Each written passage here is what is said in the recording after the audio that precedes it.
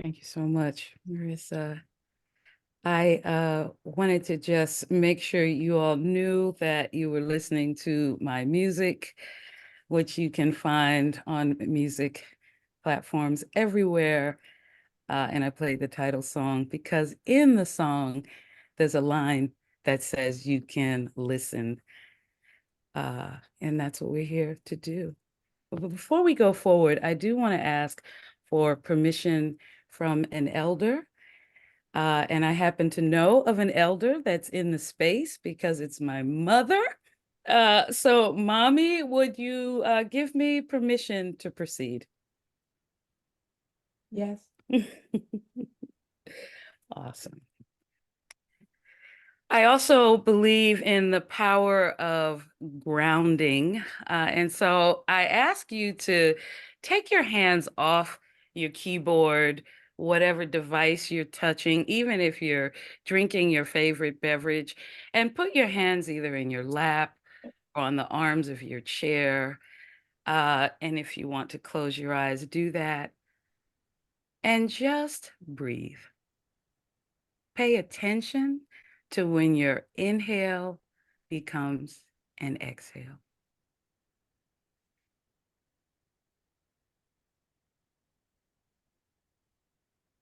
And I invite everyone to stop and listen. What do you hear? Perhaps your own breath, someone nearby, outdoor activity. Perhaps you hear your own thoughts. And sometimes what you hear can be scary. And that's how superpowers are. They can be scary because they allow us to do things we perhaps didn't even believe were possible. And listening is a superpower we can all cultivate. I think of this magical moment I had with my own daughter. It was such a simple thing for me to finally hear, but I had to be deeply listening to hear it. For years, I had this saying I would proudly state when I was working with families. I would say, there's no such thing as a single parent. Most people would look at me with a side eye. You know how I can't even do a good side eye. Let me try. No, I don't do it well. And a few would nod their heads. And I promise you, head nods do not necessarily mean agreement with what has just been said. I know you know that in these days of Zooming and other video meetings, it really has come to mean, I heard what you said. Not I agree. I heard what you said. And please keep going, please, because a lot of folk want to get off the platforms. So I took the head nods to mean, yup, yeah, you right, uh-huh. Hashtag facts. So the day I said it to my daughter, and she annoyingly replied, yes, there is, and I am one. I said it again, and she was louder and even more emphatic. I am a single parent. And I know you're going to laugh at me. This PhD, who had never heard it to mean the parent is single, not married. You see, when I said it, it meant it takes two, in most cases, to have a child, and no one raises their child alone. Family members help, teachers, youth development professionals, mentors, and others help out whether we want them to or not. And so on that day, I actually heard her. I understood that she was a single parent, and my optimism and my sugary saying would not change that. I was blown away by something so simple, this power of fully listening. Because before that moment, I had always done what so many of us always do when someone is speaking. And we'll get to those things in a few. A lot of my story is my story, if you know what I mean. And I want to share a little bit about my circles of identity that got me to this place that listening just became, it's like everything for me. I believe it's that important that we all learn to listen. And so I'll show you an image in a minute, but for right now, I just want you to listen to me. My mother years ago had some concern that our children did not say nightly prayers, which for her suggested we had no spiritual foundation. So my life partner decided to go church shopping. And he went a lot of places with my two youngest children. And I stayed home because I spent Sundays deep in my PhD study at that time. Him gallivanting between soul shaking choirs and the highly intellectual sermon churches, big money churches, at least one mosque. And yet it was the intimate, predominantly white Quaker experience that spoke to him the most. And so here we are, 17 years later, because my children loved it. And if my children love something, then I want to give them that thing, right? That's what we're here to do. We're here to serve our children. And so here I was in this predominantly white community, me and my say it loud, blackety black proud, changed my name legally in college, founder of African Centered Schools Self, finds myself a Quaker. So, yes, I want to make it clear that there are Black Quakers. In fact, I even have a couple of pictures of some I'm going to show you right now.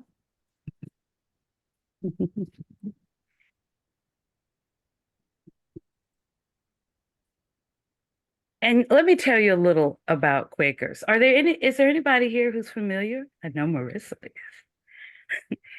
Well, Quakers believe that there is God in each and every one of us, and hence, if we simply sit together in silence, open to receiving messages or leadings, they will come.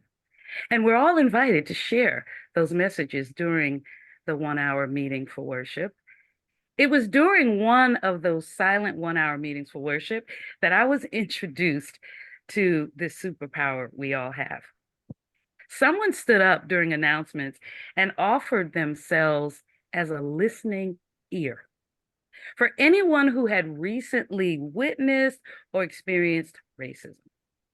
I was immediately struck by that concept. A listening ear. How novel. An ear with no judgment, no looks of great disbelief, no solution seeking, not even questions for clarification. Because when you're really listening, it ain't about you. So, in this context, I could see listening as a critically necessary, useful, and transformative tool for the healing of all humanity. When I learned the concept of a listening ear, I thought of all the ways I'd been listening wrong. And I want to share a few of those with you. First, I want to share with you an image of my daughter I was just sharing with you. You always have technical difficulties when you least expect it. So I'll show you that picture in just a minute. I'm going to stop sharing right now. There you are. All right. So I want to still give you a few of these examples of not listening well. Okay. The first one, listening to hear yourself. Yeah, some days I'm just going to pause for just a moment and see if I can fix my technology. Oh, okay. That's what I was just going to say. It doesn't seem like your screen share is working. Wow. If So you want to share that Google Slides with me, I yeah, can do it from my screen if we can't get yours to work. that would be great. I'm going to give it to you in just a minute. Thank you for that offer. Was listening to hear myself. You know what that's like. When you are always thinking about yourself when the person speaks. Oh, yeah, yeah, that reminds me of the time when. Or, oh, well, when I was 16, let me tell you, my partner did this the other day. It was my son was celebrating a birthday, his 37th, and we asked him how it feels to be 37. What's on the horizon? What are your reflections, right?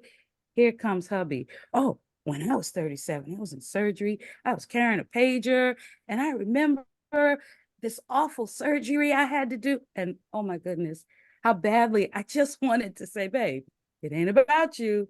Instead, we all took a deep breath.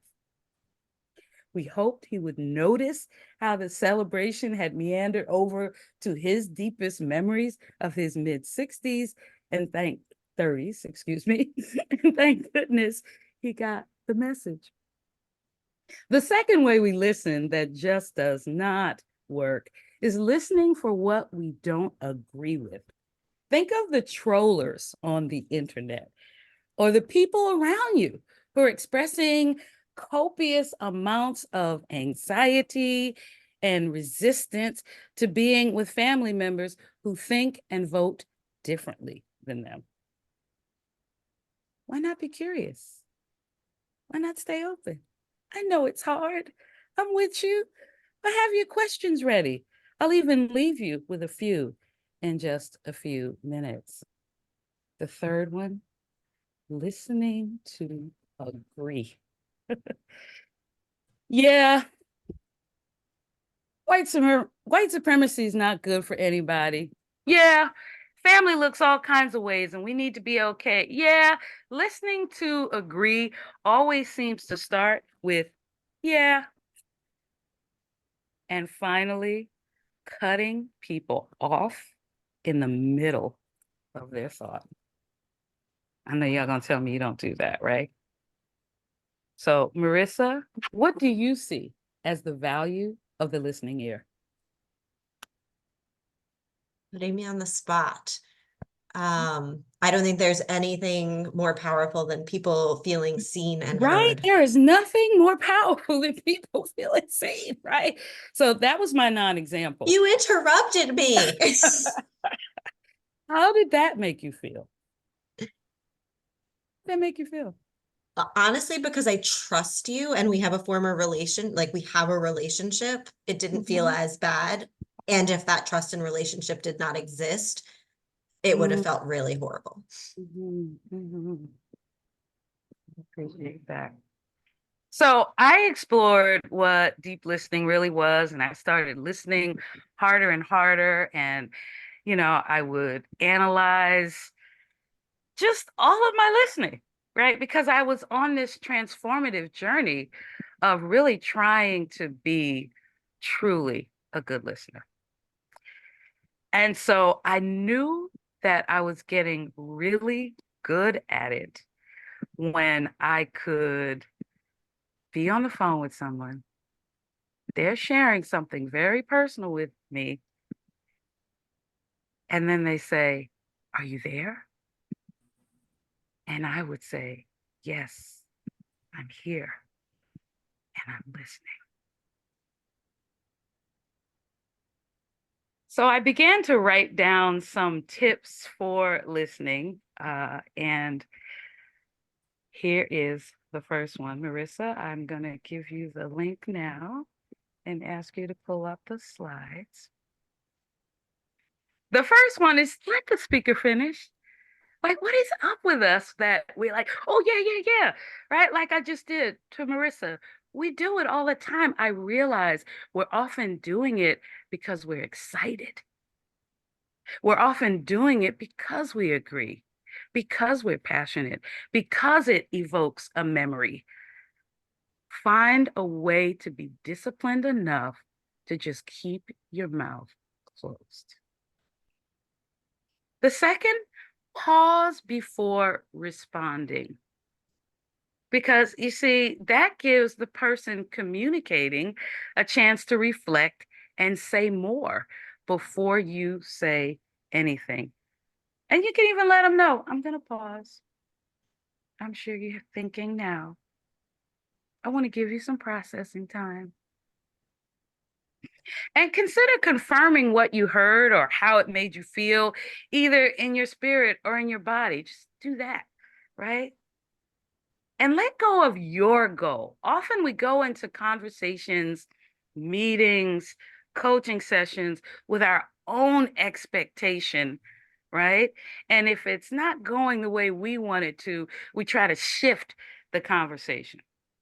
Let go of that. And finally, look for the humanity we share.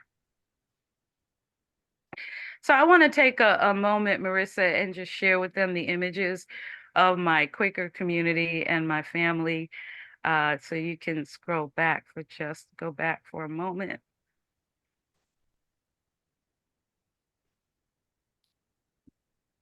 And so there's my family. There's my daughter with her two children in the lower right-hand corner who let me know she is a single parent.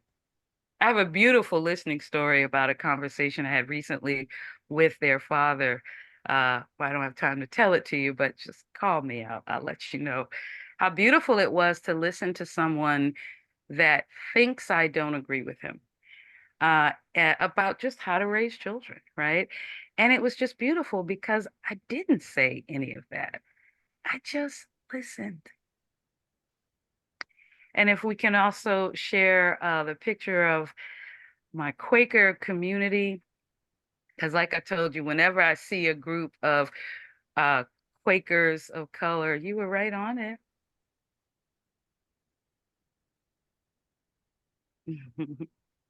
Yes, whenever I see a group of Quakers of color, I always take a picture.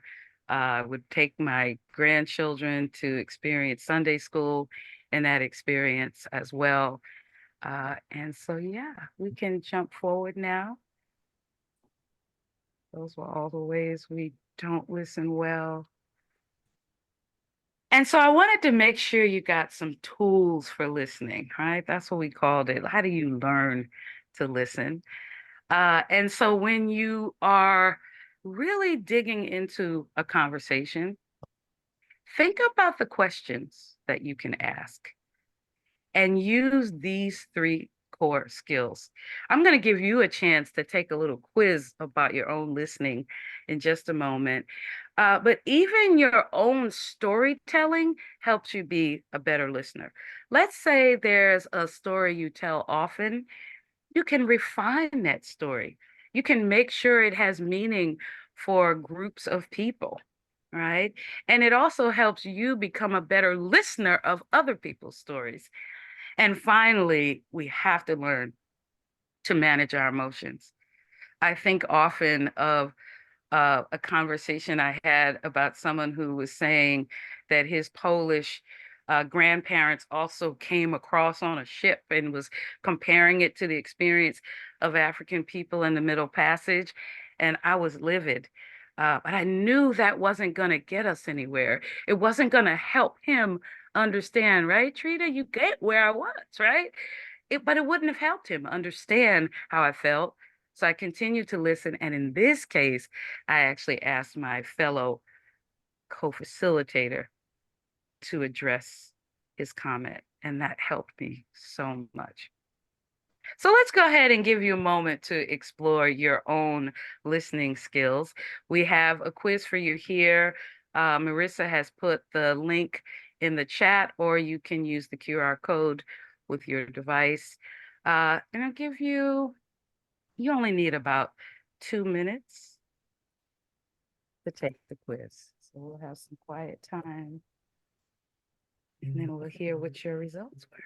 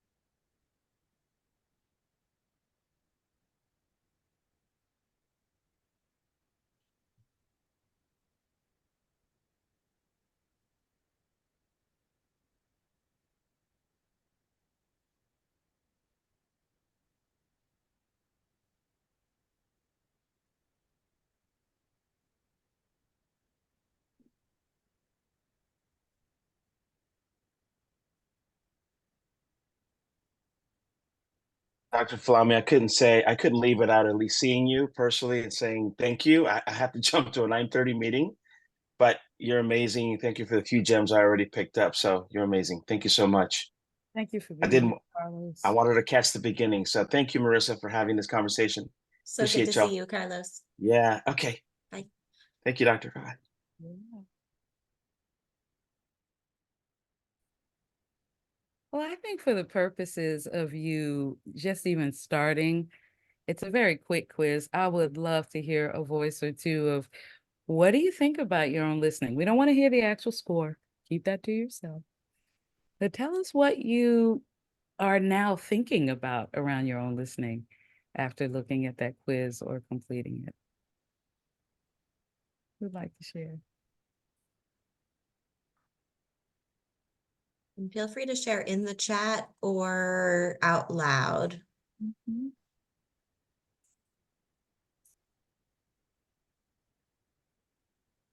Know that listening is a thing that's really hard for me, particularly in virtual environments. And I am almost constantly multitasking, and I'm trying to get better at being present in a Zoom room in the same way that I can be present for people when we're in real time. So that's something that comes up for me. Mhm. Yeah, I think that's why I still take written notes because it helps me stay engaged. Anna says that sometimes she feels like if she doesn't interrupt, she'll never get a chance to speak. Right? That's almost like I call it like I need to get on the highway. You're trying to get in there, right?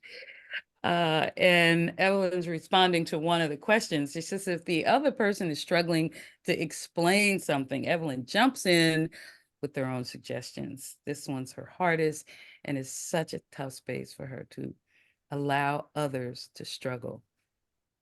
I say, just hand them a tissue.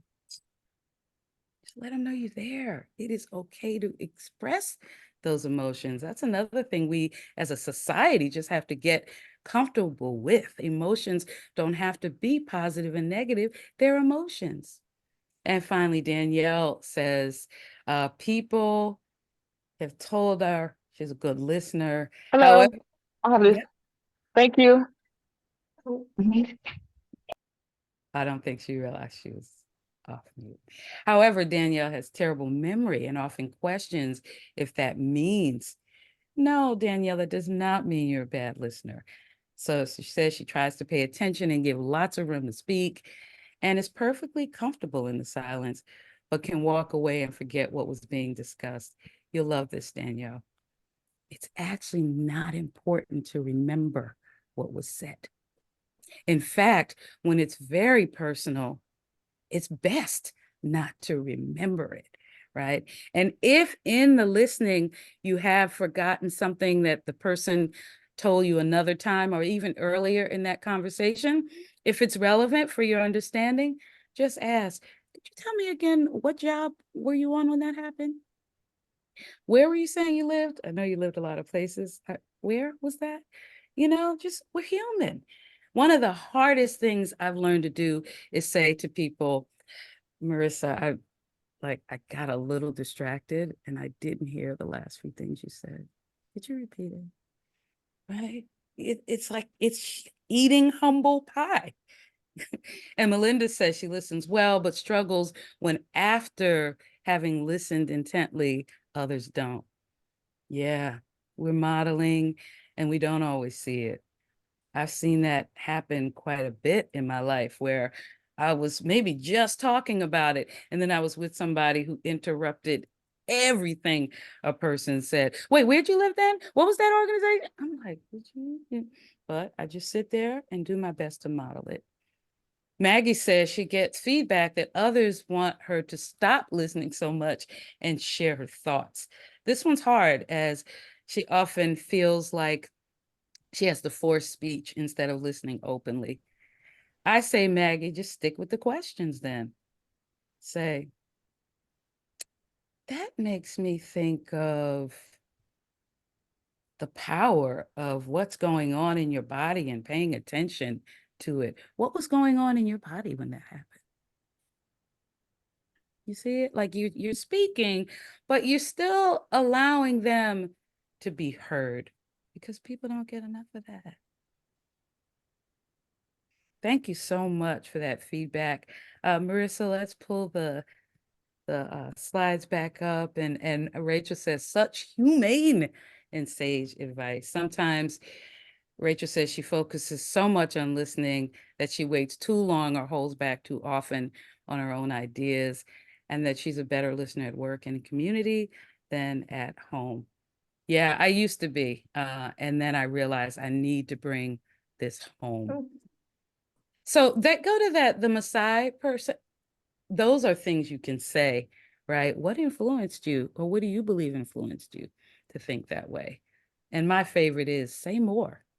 Here, what we're seeing is a Maasai warrior, and I learned that the leg up means many different things, but one of the things it represents is that I'm listening to you. I'm listening deeply. So I want you to think about what you can do to keep listening. For me, it's writing. Even with my beautiful AI tools that send me a transcript of a meeting, I'm still writing key ideas because it forces me to stay focused on the listener. When my emotions get real strong and I really want to go like, instead, I pick up my water and do that. So if you have any tools you use that keep you listening, you can throw them in the chat and we'll keep going. Courtney says she's been a talker all her life, out talking everyone. However, lately has just wanted to be quiet and listen more. And now people are asking me if I'm okay. You can tell them, hey, I'm focusing on listening. I haven't talked enough for a lifetime. This part of my life, I'm going to do much more listening. And then you're modeling again.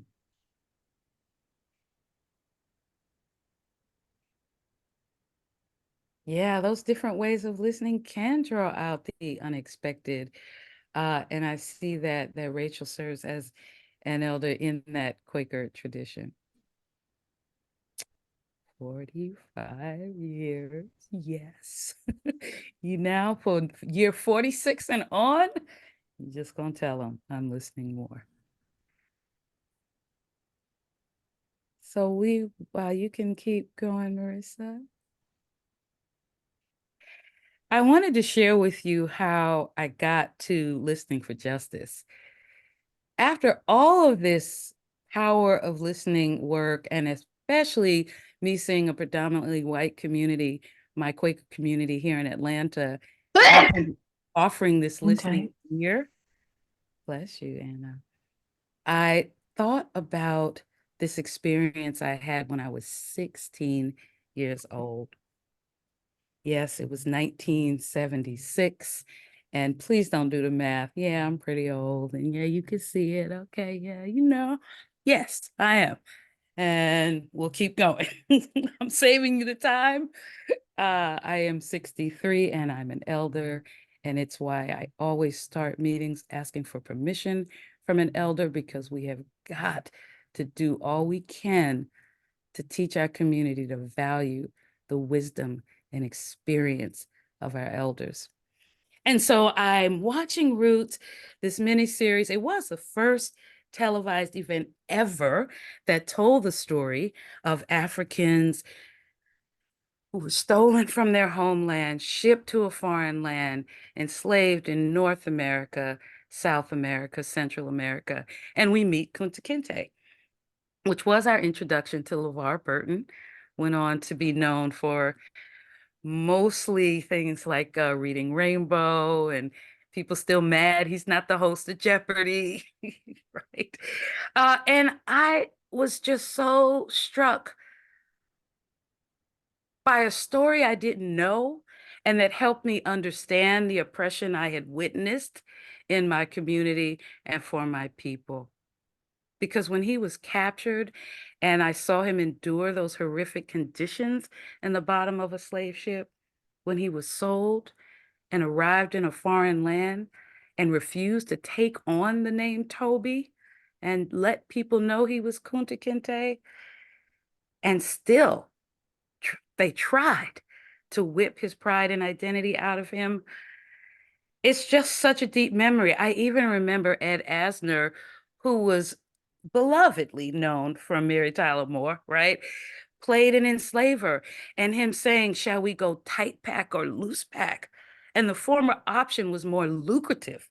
And the second option led to less loss and resistance. Well, Roots left me with a lifelong passion to return to love. You can proceed on the slide. I knew I wanted us to unlearn the lies we've been fed about our own humanity. That's the cast of the Roots miniseries.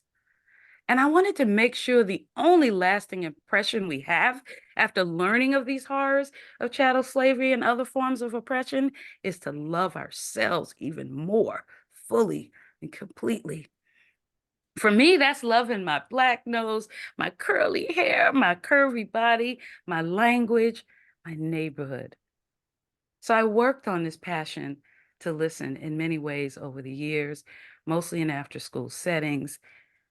And I came to this idea of listening for justice when several days after the death of George Floyd, a few colleagues called me and practically begged me to offer the community a tool for understanding racism.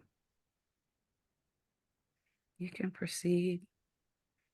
And so my experience has taught me that people just need to feel safe before they can be brave. And so we come into this gathering, it's online, at least right now, it's 8 weeks, once a week. We listen together and go to the next slide. We also experience some content together, right? We consider what is ideological oppression, right? The idea that one race of people, even though race itself is a made-up social construct, are better than others. I'm not going to try to explain them all. I just wanted you to get a sense of the themes.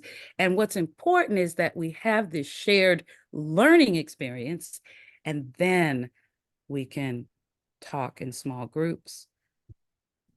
Marissa, you can move forward. And we call those small groups Harambe groups. Harambe is a key Swahili word that means let's pull together. And so L4J just gave me that space. And this is what's so powerful to me, that I genuinely thought we were leading with the justice. And what I now understand is that the real work of making our world a better place comes from deepening our connection to each other, expanding our minds to appreciate and understand what we mean when we say different strokes for different folks. That requires listening. So I'd like to close by showing you some of the agreements that we use. This is our team. L4J is led by teenagers. I absolutely love that. So you see Isis and Addie and Imari are the facilitators of the experience. We have many others, but we just finished a series and they were our leaders. And so these are 3 of our agreements. We call them our ethos because it's beyond an agreement for when we're together. This is a way of being, which offers a way of being in the world that enhances your listening superpower. The first one is handle the ahas of others with care and compassion. When it was Women's Day and someone at this gathering I was at had a picture of Mary McLeod Bethune and said he'd never heard of her, I had to calm myself down. Okay, I know you know what I mean. I just was like, well, he knows now. And it's not his fault.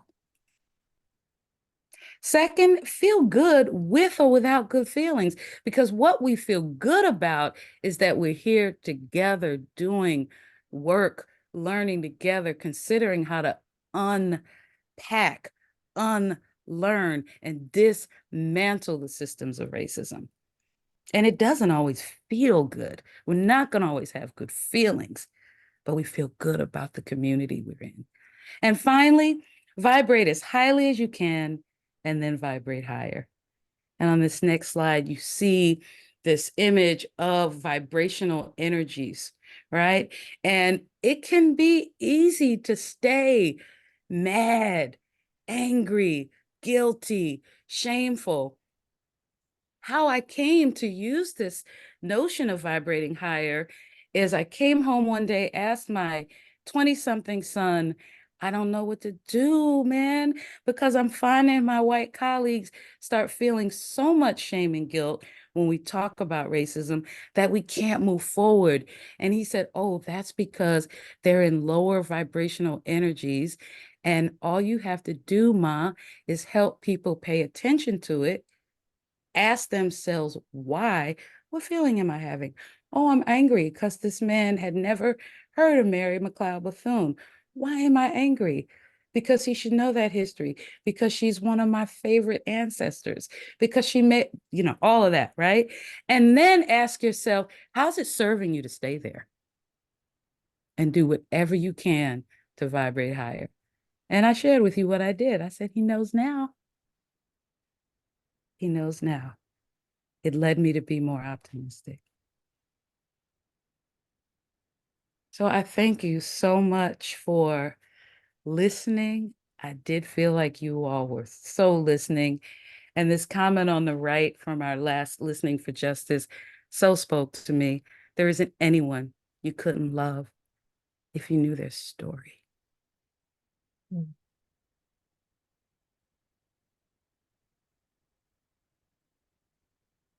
And as Adrienne Marie Brown says in her book, Emergent Strategy, our entire future may depend on learning to listen. Thank you all so much. We have still 15 minutes for your comments, your questions, your thoughts. Thank you so much, Folami. I am going to stop the recording. Thank you. If you have watched all the way through, please be in touch. If you need either of us, we'll include our contact in the YouTube notes.